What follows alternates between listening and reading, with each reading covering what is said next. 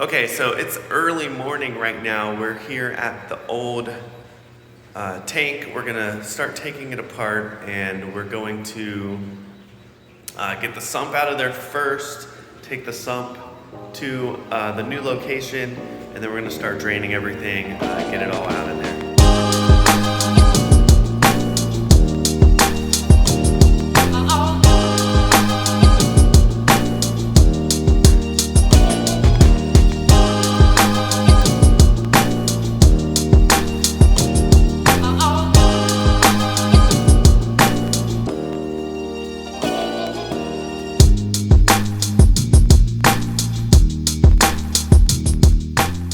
What's up, everyone? Welcome back to the Coral Reef Talk.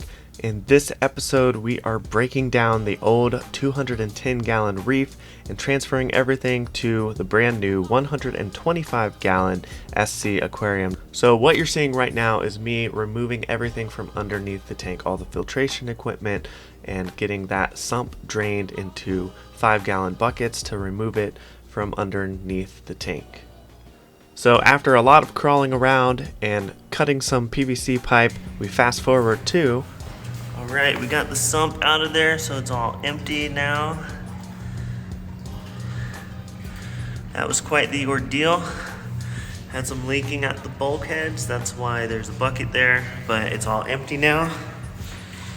And we filled up the water from the sump in buckets, and we drained some of the water from the display. And here are the buckets of water from the sump.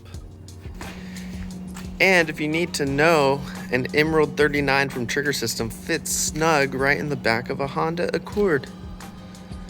It's a tight fit, but it's in there. Okay, so before I get too far ahead of myself, I do want to talk about plumbing, the new system, and how I decided to keep that nice and simple. So here's everything plumbed in to the sump before I go ahead and glue it. Everything's dry fitted right now. So I have the two drain lines going down into the Trigger System sump, and then that middle pipe, that's going to be the return line for the CJ return pump. So everything looks really nice and tight up here. It's not intrusive over the sump at all, so there's plenty of room for the protein skimmer to fit down there. So I'm going to go ahead and put things together and start gluing them in place.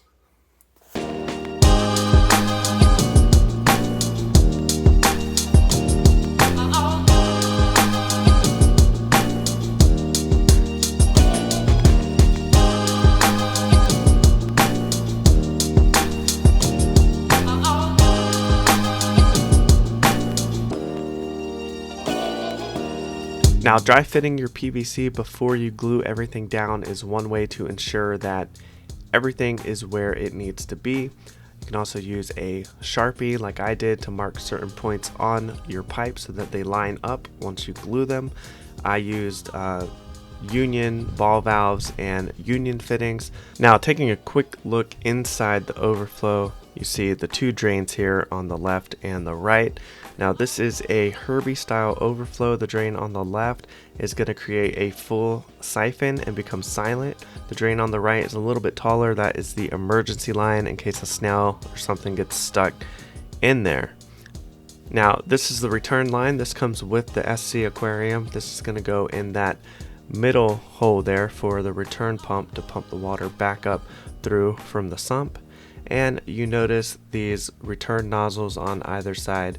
These come with the SC Aquarium as well, and they just screw right in there against that white return pipe on either side of the overflow, and it looks really, really nice.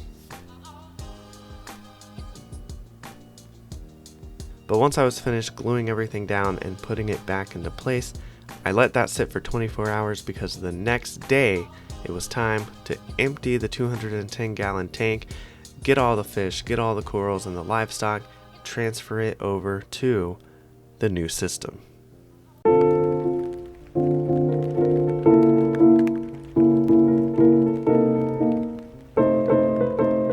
So the very next day, I enlisted the help of some very good friends, and we used this small pump here to help drain the 210-gallon tank into pretty much anything that we had. I had a lot of 5-gallon buckets, and I also had large plastic tote containers that we used to take the rocks out of the tank and put the rocks in there. Along with all the corals, they went into those totes that you see here. That big rock with the anemones, that thing was heavy. I had quite a bit of large rocks.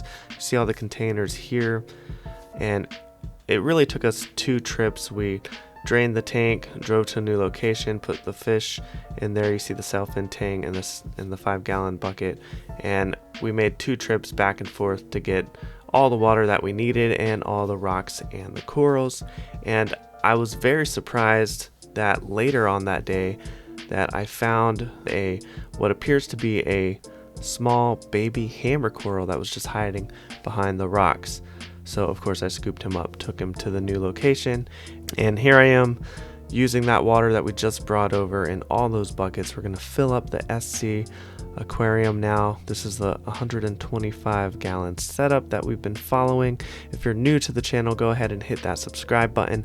Check the bell icon to be notified every time I post new videos. Now, I used Oceans Direct. This is the Caribbean live sand. You don't need to rinse this because it has the beneficial bacteria in it. But when I added it to the tank, of course, it clouded up the entire system. So I put the rocks in there, I put all the fish in there. You see me here putting in the harlequin shrimp. This guy's really gotten big. I had a lot of little starfish in the tank. There's a few more in there, so he should be okay to take care of those because I saw some on the rocks when we picked him off. So hopefully he will do just fine with those.